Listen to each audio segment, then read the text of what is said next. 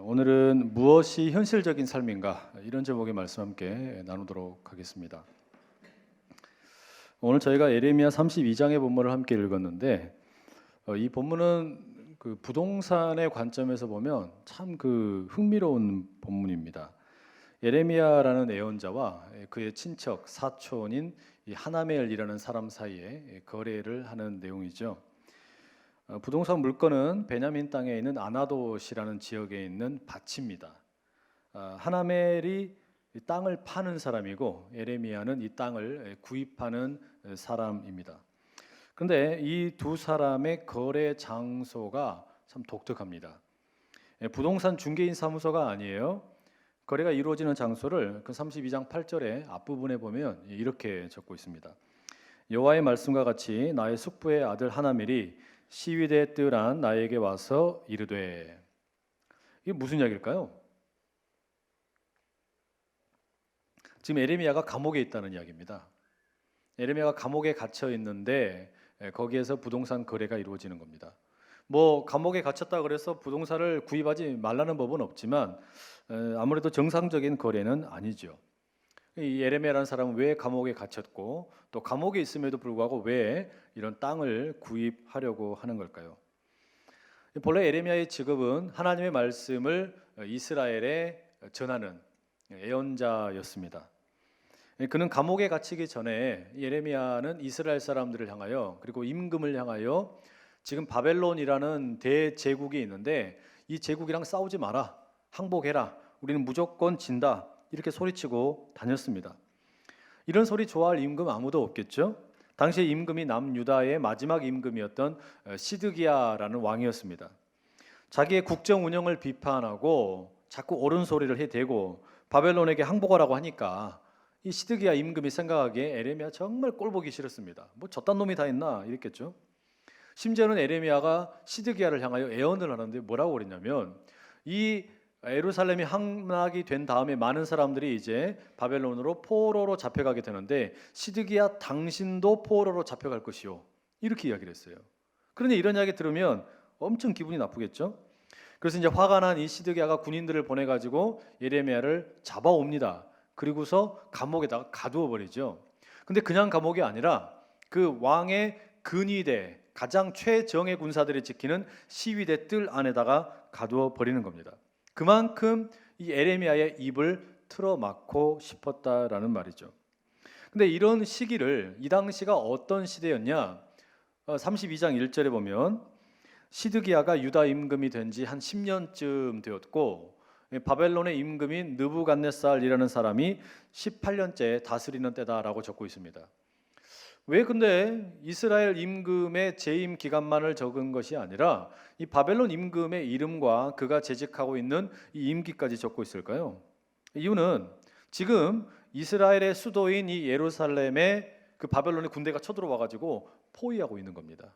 쉽게 이야기하면 전쟁 중인 거예요. 그러니까 지금 전쟁 중인 상황 가운데 있기 때문에 그 바벨론의 임금이 누구인지 또 시대가 어떤 시대인지를 설명해 주는 거죠. 자, 여러분 한번 가만히 상상을 한번 해보세요. 이 손이랑 발이 묶여 있는 채로 한 사람이 감옥에 갇혀 있습니다. 자신은 바른 말을 했다가 자기 나라 임금의 이 호위를 담당하는 근위병들에 의해서 감옥에 지금 갇혀 있고 또 자기 조국 이스라엘의 수도 예루살렘은 이방의 군대 바벨론의 군대가 가득 몰려와 가지고 포위를 하고 곧 전쟁이 벌어질 이제 예정입니다. 다 함락되고 예루살렘 남은 거죠. 여러분 이게 지금 오늘 본문의 배경입니다. 그런데 이렇게 말도 되지 않는 현실인데 믿을 수 없는 일이 벌어지는 거예요. 예레미야의 사촌이라는 하나멜이라는 사람이 감옥에 갇혀 있는 예레미야에게 찾아왔죠. 면회 온 게 아닙니다. 뭐하러 왔어요? 땅 팔려고 왔습니다. 베냐민 땅에 아나돗이라는 지역에 자기 밭이 있는데 이걸 좀 사라고 이야기하러 온 겁니다. 이 아나돗이라는 지역은 예루살렘이 수도에서 북동쪽 근교에 있는 지역입니다. 그러니까 지금 예루살렘에서 그리 멀지 않은 곳이기 때문에 이미 바벨론 군대에 의해서 점령당했을 수 있고 어쩌면 거기에 바벨론 군인들이 진을 치고 있을지도 모르는 상황입니다. 지금 나라가 언제 망할지 모르는 그런 최악 아닙니까? 이런 상황에서 땅 구입한다는 게 여러분 이게 현실적인가요? 이게 지금 어디 가능한 이야기냐 이런 이야기예요. 이거는요 투자론의 입장에서 보면은 말도 되지 않는 일입니다. 이 리스크가 너무 큰 거죠. 이게 어떤 불확실성이 너무 크고 위험이 너무 크고 이거는 투자의 기본만 아는 사람도 절대 투자할 수 없는 일입니다. 근데 문제는 이 사촌 하나멜이 뭐라고 이렇게 꼬드겼는지 모르지만 예레미야가 그 땅을 사겠다고 한 거예요. 돈 주고 매매 증서 쓰자 이렇게 해가지고 그렇게 해버린 겁니다. 아니 지금 사람들이 전쟁이 벌어질지도 모르고 이거 땅 사봐야 아무 쓸모도 없을 것 같은데 바벨론의 군인들이 지금 진을 치고 있을지도 모르는 지역의 땅을 사온다? 지금 여러분 가지고 있는 부동산도 다 처분해야 정상 아닙니까? 가지고 있는 땅 다 팔고 비상식량을 좀 축적을 해놓든지 아니면 금이나 은이나 아무 데서나 어떤 환전성 할 수 있는 이런 걸 갖다 준비를 해놓든지 이래야 정상 아니냐 이 말이에요. 이게 현실적인 거거든요. 이런 상황에서 지금 땅을 구입하려고 하는 예레미야의 모습은 전혀 현실성이 없는 이야기처럼 보이는 거예요. 근데 12절에 이런 말씀이 나옵니다. 나의 숙부의 아들 하나멜과 매매 증서의 인친 증인 앞과 시위대 뜰에 앉아 있는 유다 모든 사람 앞에서.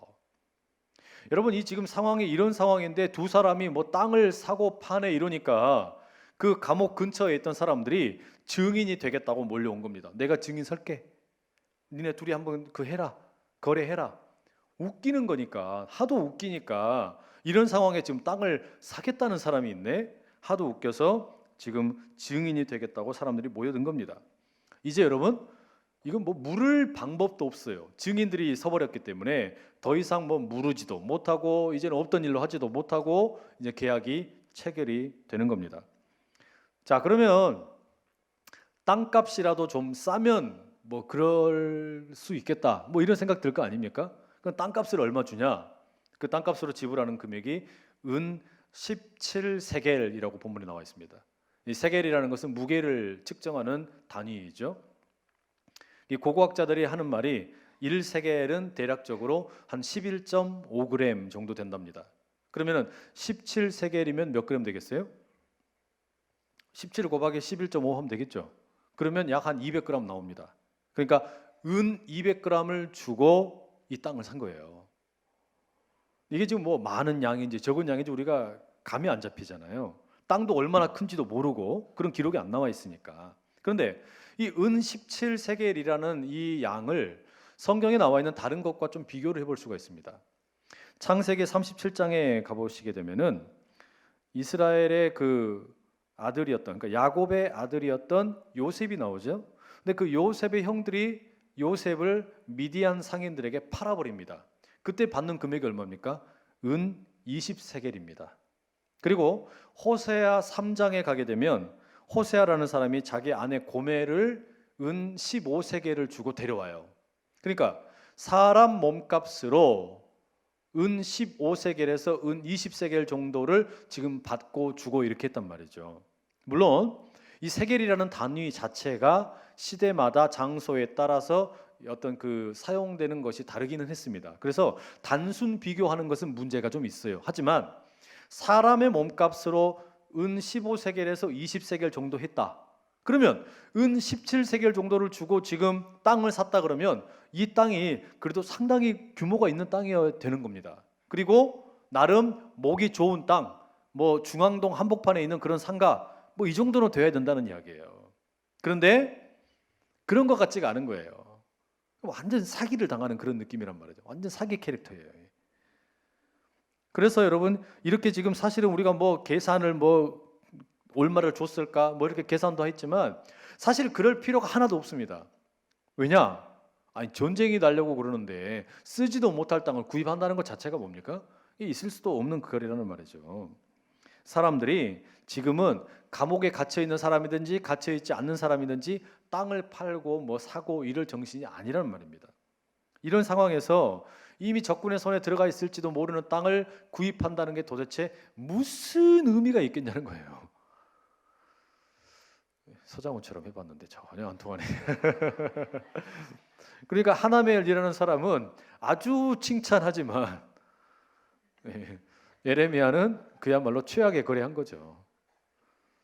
요즘 말로 비유하면 이 예레미야는 그야말로 호갱입니다. 호갱. 국어사전에 찾아보니까 호갱이란 말도 있더라고요. 뭐라고 적혀있냐? 어수룩하여 이용하기 좋은 손님, 이렇게 되어 있는 겁니다. 이거 완전 호갱 아닙니까? 완전 비현실적인 거래거든요. 예레미야는 하나멜이라는 사람에게 그야말로 완전 호갱입니다. 근데 오늘 우리가 본문 이런 말이 되지 않을 것 같은 이 내용이 비현실적으로 보이는 일이 실제로 일어났다고 그러는데, 여러분 이거 우리가 어떻게 이해하면 좋을까요? 오늘 저는 여러분들에게 먼저 현실적이다라는 것이 어떤 의미인지부터 한번 좀 생각을 해보며 좀 더 말씀을 좀 들어가 보려고 싶어요. 여러분 우리가 보통 현실적으로 생각해야 된다, 뭐 이것이 현실이다, 뭐 이런 이야기 우리 종종 많이 이야기하죠. 그때 우리가 사용하는 그 현실 또는 현실적이다 무슨 의미입니까? 이것도 제가 국어사전을 좀 찾아봤더니 크게 보면은 이 현실적이라는 말이 두 가지 의미가 들어있더라고요. 첫 번째 의미는 현재 실제로 존재하거나 실현될 수 있는 거. 그러니까 현재 실제로 존재하거나 앞으로 이제 존재하게 될 거, 실현될 수 있는 거, 이런 차원입니다. 그러니까 어린 아이들에게는 미안하지만, 또 뭐 덕후들에게는 미안하지만, 뭐 아이언맨 또는 무슨 뭐 캡틴 아메리카, 헐크, 슈퍼맨, 이건 다 뭐예요? 현실적인 존재가 아니죠. 비현실적인 겁니다. 가상의 존재라는 말이에요. 우리가 그럴 때 이런 존재들은 현실적이지 않다라고 말하는 거죠. 또 하나, 현실적이라는 말의 두 번째 의미는 이렇게 기록되어 있습니다. 실제로 얻을 수 있는 이익 따위를 우선시하는 태도. 그러니까 지금 당장 어떤 경제적인 이득, 어떤 이익을 먼저 우선시하는 거, 이게 현실적이다, 우리 이렇게 말한단 말이에요. 그렇죠? 그래서 여러분 여기 대학 들어가려고 할 때, 대학 들어갈 때 부모님들이나 주변 사람들이 이렇게 무슨 뭐 충고를 한다 또는 어떤 조언을 한다 그럴 때 앞으로 현실적으로 봐야 된다. 그래서 취직이 잘 되는 쪽으로 가야 된다. 그럴 때 뭐라 그래요? 현실적으로 전공을 선택해라. 뭐 이런 이야기 듣지 않습니까? 우리 자매들 남편감을 고를 때 내가 좋아하는 사람을 고르지 말고 현실적으로 돈 많은 놈을 골라야 된다. 이런 충고 혹시 안 들어보셨어요? 그럴 때 쓰는 말이 현실적이다라고 우리가 익히 알고 있는 표현입니다. 지금 그러니까 예레미야가 전시 상황에서 전쟁이 곧 나고 예루살렘이 망하고 많은 사람들이 포로로 잡혀가고 자기는 그 땅을 전혀 이용할 가치가 없음에도 불구하고 구입하는 거 완전 현실성 제로예요. 제로. 이건 현실성이 하나도 없는 사람이라는 말이죠. 자, 그럼 다시 물을게요. 무엇이 현실적인 삶입니까? 무엇이 현실적인 삶입니까?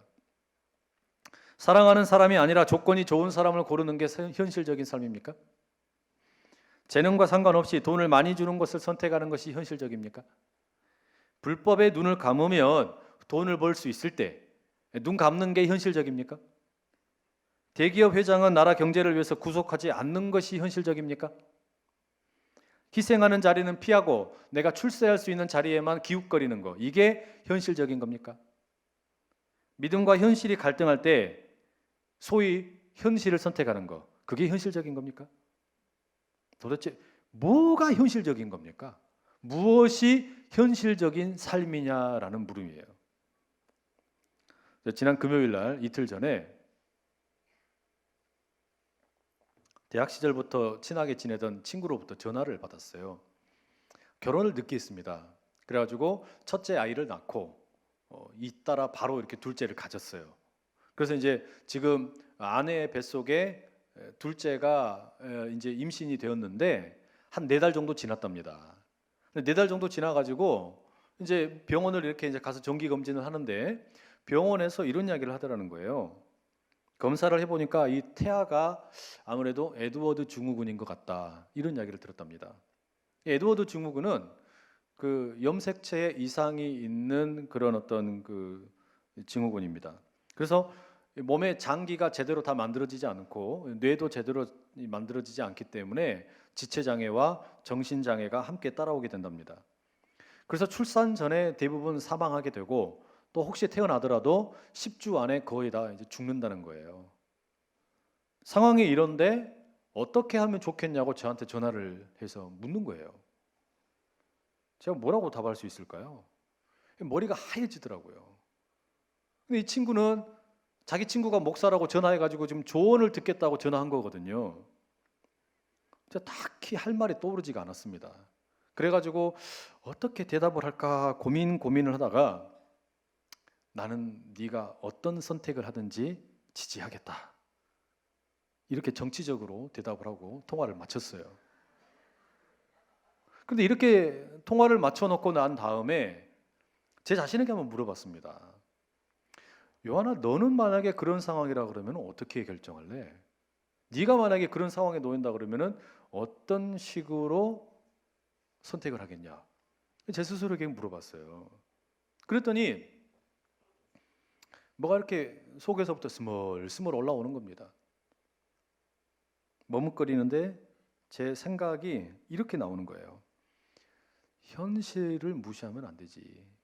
현실적인 판단을 내려야지. 이렇게 막 올라오더란 말이죠. 여러분의 목사도 지극히 현실적인 사람입니다. 여러분이랑 다를 바가 하나도 없는 거예요.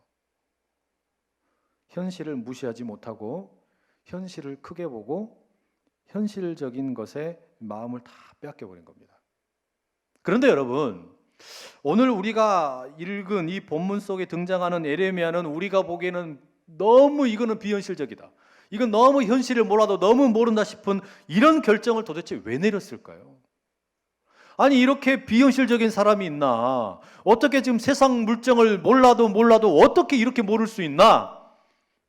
어떻게 이런 결정을 내릴 수가 있죠? 도대체 이렇게 행동을 한 이유가 뭘까요? 사실 단순합니다. 에레미야는 하나님께서 정말로 살아계심을 믿었고 그 하나님께서 이 세상을 다스리고 계신다는 것을 믿었기 때문입니다. 단순하죠. 이게 무슨 말이냐면요. 만약에 내가 진짜로 하나님이 살아계심을 믿는다면 그리고 그 하나님께서 이 세상을 정말로 통치하시고 다스리고 계신다는 것을 믿는다면 뭐가 현실적인 삶이냐? 하나님 말씀대로 사는 게 현실적인 거다. 그게 예레미야가 다른 사람들이 볼 때는 너무 비현실적인 것처럼 보이는데도 불구하고 그 땅을 구입했던 이유라는 말이에요. 하나님의 말씀대로 행동하는 것이 가장 현실적인 삶이라고 생각했기 때문인 겁니다. 오늘 함께 읽은 32장 14절에서 15절 말씀 이렇게 기록되어 있죠. 만군의 여호와 이스라엘의 하나님께서 이와 같이 말씀하시기를 너는 이 증서 곧 봉인하고 봉인하지 않은 매매 증서를 가지고 토기에 담아 오랫동안 보존하게 하라.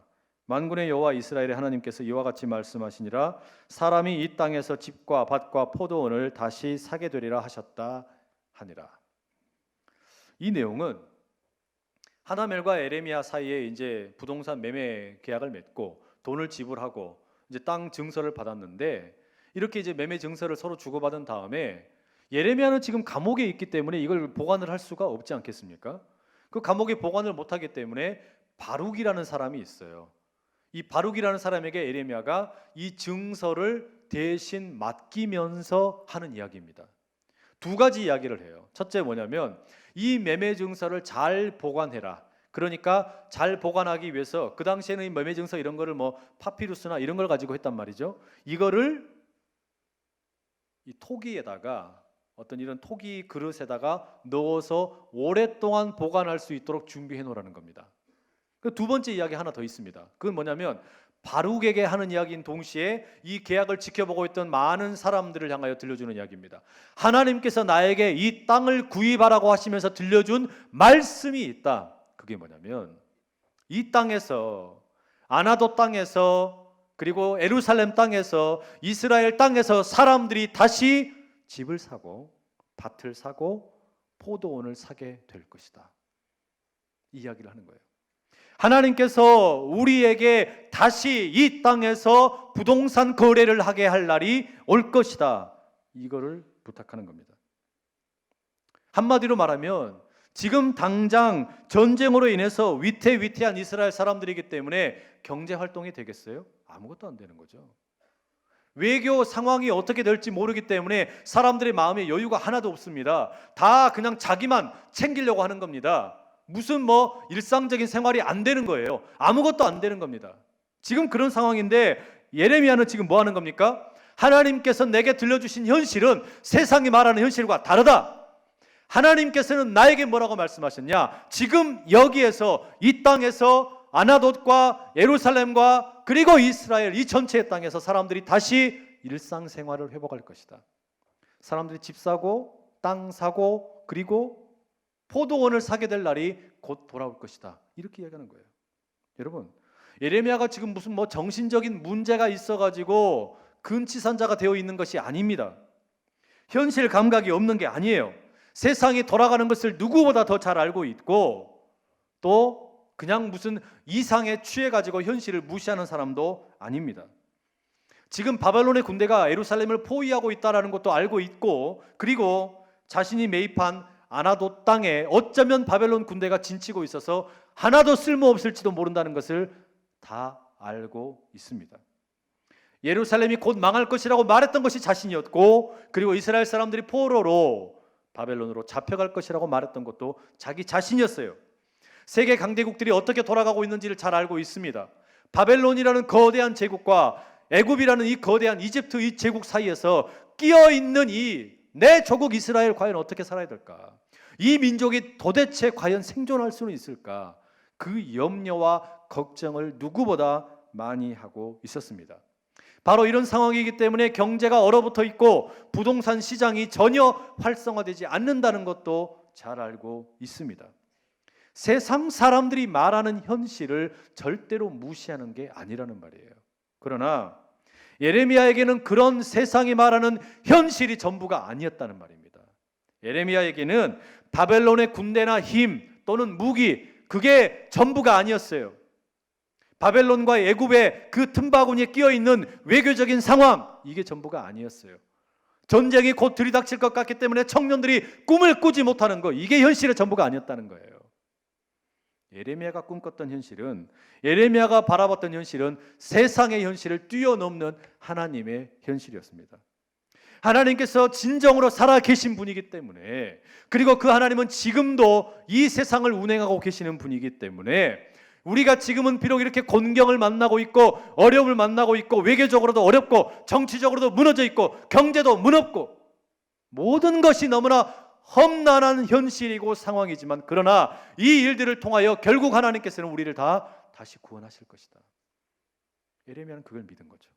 예레미야는 그 하나님의 미래에 들려주신 소망을 갖고 있었기 때문에 당장의 사람들이 보기에는 가장 비현실적인 선택이었을지 모르지만 믿음의 눈으로 보면 가장 현실적인 결정을 하고 행동을 하는 겁니다. 그리고 세상 사람들을 향해 선포하는 거예요. 다시 사람들이 이곳에서 집과 밭과 포도원을 사게 될 것이다. 다시 이곳에서 집과 밭과 포도원을 사게 될 것이다. 여러분, 이런 하나님의 현실에 눈뜰 수 있기를 간절히 축복합니다. 지금 당장 눈에 보기에는 세상이 말하는 현실이 전부인 것처럼 보이는 거예요. 이게 전부인 것처럼 보이는 거예요. 나는 이 현실 앞에서 내 믿음이라는 것을 날마다 타협해야만 될 것 같고 아무것도 기대할 것이 없는 것처럼 보이는 겁니다. 그러나 예레미야는 세상 사람들이 보기에는 가장 비현실적인 이 행동을 통해서 하나님의 현실을 하나님의 미래에 이루실 현실을 오늘 구체화시키는 작은 몸부림을 행동으로 보여준 겁니다. 그렇게 함으로 하나님께서 이루실 일을 미리 맛보게 도와준 거죠. 여러분, 예레미야는 사실요 이렇게 외치고 이렇게 행동했지만 자신이 외치는 그 미래 보지 못하고 죽었습니다. 예레미야는 자신의 조국 이스라엘에서 죽지 못하고 쫓겨나서 망명을 가게 되었던 애굽, 지금의 이집트에서 슬프게 눈을 감고 생을 마감했습니다. 그러니 약속이 이루어지는 걸 보지 못했죠. 그러나 누가 감히 예레미야를 가리켜서 루저 혹은 실패자라고 말할 수 있겠습니까? 예레미야의 말을 기울이고 듣지 않았던 예루살렘 사람들 그리고 시드기야 임금 그 음성을 귀 기울이지 않고 하나님께 돌아가지 않았습니다. 결국 멸망하고 말았지요. 나라가 무너지고 수많은 사람들이 이제 포로로 바벨론에 잡혀갈 때 그때 비로소 사람들이 이제 조금씩 깨닫기 시작하는 겁니다. 예레미야가 했던 말이 진짜였구나. 예레미야가 했던 그 현실이 진짜 현실이구나. 그러면서 나라가 무너지고 사람들이 바벨론에 잡혀가고 예레미야의 말이 현실인 것을 깨닫게 되면서 살다가 70년이 지난 이후에 이 사람들이 다시 예루살렘으로 돌아오게 됩니다. 그리고 무너져 있던 성벽을 재건하고 도시를 재건하기 시작하는데 그때 낡은 토기 하나를 발견하게 됩니다. 그 토기를 깨트리고 뭔가가 나오는 걸 빼보니까 토지 매매 증서가 나오는 거예요. 하나멜과 예레미야 사이에 맺었던 아나도 땅 밭에 대한 매매 증서입니다. 여러분 그거 보면서 사람들이 깜짝 놀라지 않았을까요? 하나님의 현실이 예레미야의 입술을 통하여 이미 70여 년 전에 우리 가운데 선포되었구나. 그때 깨닫는 거죠. 예레미야의 행동은 세상이 보기에 비현실적인 행동이 아니라 하나님 보시기에 가장 현실적인 행동이었음을 말입니다. 여러분, 무엇이 현실적인 삶입니까? 로마서 8장 24절과 25절에 우리에게 이렇게 이야기해 줍니다. 우리가 소망으로 구원을 얻었음에 보이는 소망이 아니니 보는 것을 누가 바라리요? 만일 우리가 보지 못하는 것을 바라면 참음으로 기다릴지니라. 예레미야의 삶이 이런 삶이었다는 거예요. 보이는 소망이 진짜 소망이 아니라 보이지 않는 소망이 진짜라는 겁니다. 이 보이지 않는 소망을 붙잡고 있었기 때문에 예레미야는 세상이 말하는 현실을 견디어내면서 그 세상을 향하여 단호하게 선포하는 겁니다. 이건 가짜다. 우리 하나님의 현실은 따로 있다. 그 하나님의 현실대로 우리가 살아가야 된다라고 외칠 수 있었다는 말이죠. 평생 동안 그 소망을 부여잡고 살아갔던 예레미야, 그는 오늘 우리에게 묻습니다. 무엇이 현실적인 삶입니까? 무엇이 현실적인 삶입니까? 청년의 때 여러분 그런 그런 질문 또는 그런 갈등 겪어보지 않으셨어요? 도대체 어떻게 사는 게 맞는 걸까? 나의 삶의 현실과 믿음 사이에서 갈등할 때 나는 어떻게 해야 될까? 이 사이에서 과연 나는 뭘 선택해야 될까? 그런 고민들 해보지 않으셨습니까? 우리 날마다 하는 고민이죠. 우리 날마다 하는 고민입니다. 하나님의 말씀대로 해야 될까? 아니면 세상에 적당히 타협하면서 살아야 될까? 그때마다 여러분에게 도전하고 싶은 것은 이 한마디예요. 하나님의 말씀대로 행하는 것이 맞다면 조금 손해보는 것 같고 조금 힘들어도 그 길을 가실 수 있기를 간절히 축복합니다. 예수님께서 이 땅에 오셔가지고 살아가셨던 삶도 그런 삶이었습니다. 예수님께서는 제자들과 온 세상 사람들을 향하여 하나님 나라의 복음을 선포하셨지요. 하나님 나라 아직 완성되지 못했지만 예수님께서 다시 오실 때 완성될 나라이지만 그러나 이미 임한 하나님의 나라를 맛보라고 예수님께서는 그 하나님의 나라의 복음을 설교로 선포하셨고 병자들을 고치시면서 사람들에게 보여주셨고 작은 자들을 섬기심으로 행동으로 그것을 몸소 실천해 주셨습니다. 바로 그런 예수님의 삶은 오늘 우리에게도 동일하게 요청되는 겁니다. 당신에게는 무엇이 현실적인 것이냐? 무엇이 현실적인 것이냐 물을 때 예수님의 길, 예레미야의 길이 저와 여러분의 길 될 수 있기를 간절히 축복합니다. 제가 좋아하는 목사님 중에 프랭크 토마스라는 미국의 흑인 목사님이 계세요. 이 목사님은 목회도 하시다가 지금은 크리스찬 티올로지컬 세미나리라는 학교에서 교수로도 계시는 분이에요. 근데 이분이 언젠가 어떤 그 흑인 교회의 집회를 인도하러 가셨습니다. 그리고 그날 이 본문을 가지고 동일한 본문을 가지고 설교를 하셨습니다. 설교의 마지막에 교인들에게 이런 요청을 하셨습니다. 오늘 다시 사람들이 집을 사고 밭을 사고 포도원을 사게 될 것입니다. 그렇게 하기 위해서 우리가 뭔가 크고 엄청난 것부터 하는 것이 아니라 작은 것부터 합시다. 그러면서 거기 모여있는 성도들에게 이렇게 요청을 했습니다. 혹시 여러분 가운데 의료보험이 없으시는 분들, 의료보험이 없어서 병원에 가지 못하는 분들 계시면 부끄러워하지 마시고 앞으로 나오십시오. 그랬더니 대략 한 15명이 나왔어요. 그리고 나서 다시 이제 성도들에게 요청을 하는 겁니다. 여러분, 이 사람들이 의료보험을 가지고 병원에 가려고 하면 대략적으로 5명 정도씩의 후원자가 필요합니다. 한 사람당 5명 정도의 후원자가 필요한데 마음이 있으신 분들 나오십시오. 나오셔서 이분들을 위해 약정을 해 주십시오. 그랬더니 성도들이 벌떼처럼 달려 나오는 거예요. 그리고 그 15사람의 주변에 한 대 둘러서 가지고 손을 잡고 그들을 기도해 주고 축복해 주고 그리고 자신들의 이름을 거기에다가 남겨놓고 간 겁니다. 그렇게 함으로 작은 하나님의 나라의 복음의 현실을 실천해 보려는 모습을 보여준 겁니다. 여러분, 이게 교회입니다. 교회는 이런 모습이에요. 교회는 지금 당장 우리가 보기에는 비현실적인 것처럼 보이고 별로 현실성이 없어 보이는 바로 그런 일에 사랑을 낭비하고 시간을 낭비하고 공간을 낭비합니다. 바로 거기에 하나님의 역사가 일어나기 때문이죠. 이런 일은 저기 멀리 있는 미국 땅에만 있는 일이 아니라 오늘 우리 교회에도 있는 일입니다. 우리 교회에 오일성이라는 집사님이 계세요.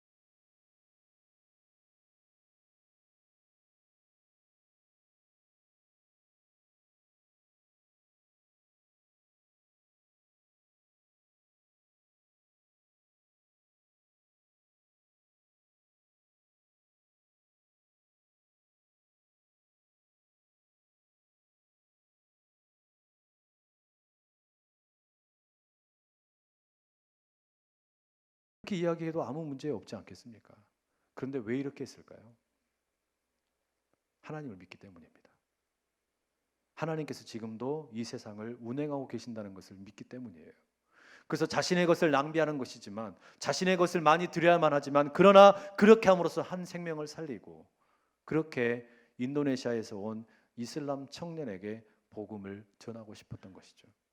여러분, 우리 하나님께서 바로 이런 교회 우리에게 원하시는 줄로 믿습니다. 그런 우리 청년의 삶을 원하시는 줄로 믿습니다. 세상이 보기에는 전혀 현실적이지 않은 것처럼 보이지만 그러나 하나님의 말씀대로 행동하는 것이 가장 현실적이고 그렇게 살아가는 것이 우리 인생을 가장 아름답게 만들어줄 것이라는 것, 이거 믿고 달려갈 수 있는 하나님의 사람들 다 될 수 있기를, 무모해 보이지만 그런 일에 도전하면서 살아갈 수 있기를 간절히 축복합니다.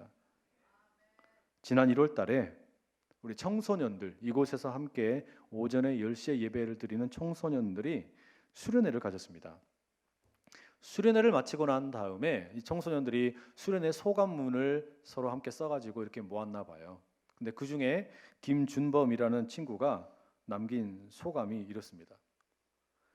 이 시는 주님을 향한 나의 외침, 이번 수련회는 정말로 미침, 물론 예수님께 미침, 밖이 추웠기에 나오는 것은 기침, 하지만 침 튀기도록 주님께 외침, 주님의 길을 가는 것은 나의 방침, 예수를 욕하는 자에게 대한 나의 일침, 예수님 물로보다 큰 코 다침, 나의 모든 것을 주님께 바침, 나의 마음은 하나님에게서 고침, 나의 미래는 매우 침침, 하지만 이제부터 나는 비침. 멋지지 않습니까, 여러분? 멋지지 않아요? Check it out, 이 정도 해줘야 되는데. 저희 청소년의 이 글을 보면서 무엇이 현실적인 삶일까? 우리는 뭐 하려고 예배를 드리고 또 오늘 저녁부터는 왜 부흥회를 할까? 그런 고민을 해봤습니다. 우리 여러분, 무엇이 현실적인 삶입니까? 하나님이 정말로 살아계신다는 거 믿는 거, 그리고 그 하나님께서 그냥 멀리 계시는 분이 아니라 우리 가까이에서 오늘 우리의 삶을 다스리고 계시고 이끌고 계신다는 거, 그렇기 때문에 그 하나님의 말씀대로 사는 것이 가장 현실적인 삶이 될 수 있기를, 세상의 현실이 아니라 하나님의 현실 앞에서 당당히 서갈 수 있는 우리 되기를 간절히 축복합니다. 우리 여러분 이 시간에 함께 같이 한번 기도하실까요? 우리 이렇게 같이 한번 기도하면 좋겠습니다. 청년의 때에 현실과 믿음 때문에 갈등 많이 되시죠? 내 눈에 세상이 너무 커 보이니까, 세상의 현실이라는 것이 너무나 나를 어렵게 만들 때가 많으니까 눈만 조금 감으면 괜찮을 것 같은데 믿음을 포기하고 현실을 택하고 싶은 생각 들 때 많죠. 그러나 예레미야가 그렇게 살았던 것처럼, 예수님께서 우리에게 보여주셨던 것처럼, 그리고 우리 주변에 믿음의 선배들이 걸어갔던 그 길처럼, 여러분 하나님 말씀대로 살아가는 것이 세상이 보기에는 비현실적일지 모르지만 가장 현실적인 길인 것을 믿고 그 길 힘있게 걸어가는 주의 청년들 그리고 모든 성도들 다 되시기를 간절히 축복합니다. 우리 그 마음 가지고 주여 내게 말씀 붙들고 말씀대로 살 수 있는 용기 불어넣어 주시옵소서. 우리 그런 마음의 소원을 가지고 주여 힘있게 세 번 외치고 기도하며 나가겠습니다. 주여 주여 주여. 아버지 하나님, 우리 인생의 아버지 하나님을 향한 아버지 믿음의 고백이 날마다 든든해지게 해주시고 하나님 함께 하여 주셔서 세상의 현실 앞에 아버지님의 그저 파묻혀 살지 않게 하시고 하나님의 현실을 바라보며 믿음으로 승리하며 나갈 수 있도록 우리 주시게 해주시옵소서. 아버지 사모합니다. 아버지 오셔서 도우시사 아버님의 이 말씀에 언제나 든든히 서게 하시고 우리 주의 믿음을 아버지 든든히소서. 진짜 우리 주의 믿음을 사랑하는 승리에서 아버지 주의 가운데 살아갈 수 있도록 아버지 하나님을 주시옵소서. 인도하여 주시옵소서. 우리가 그 믿음의 눈을 가지고 감사히 살아가기 원합니다. 우리가 그 믿음의 눈을 가지고 하나님 바라보기 원합니다.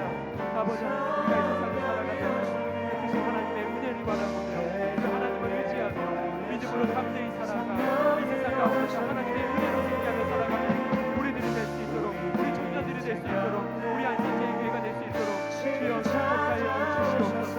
아버지 하나님, 그 믿음에 살아가는 우리들에게 그 믿음을 갖게 해주시고 오직 의인은 믿음으로 사랑하는 아버지 하나님, 우리 청년의 때를 살아가는 많은 이들이 이 자리에 나와서 예배를 드립니다.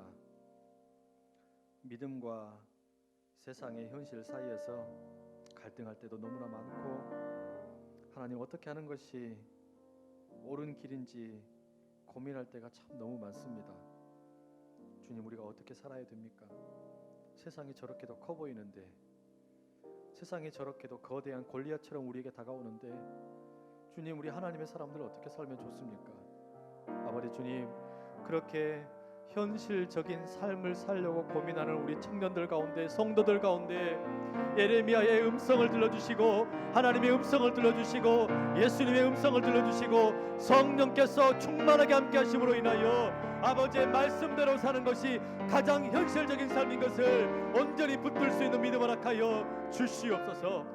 내가 진정으로 하나님이 살아계심을 믿는다면 하나님이 그저 저 멀리 있는 사람이 아니라, 멀리 있는 그저 신화 속의 인물이 아니라 진정으로 하나님께서 살아계심을 믿고 그 하나님이 이 세상을 다스리시는 전능하신 하나님이심을 믿는다면 우리 아버지 하나님의 말씀대로 살아가는 용기 불어넣어 주시옵소서.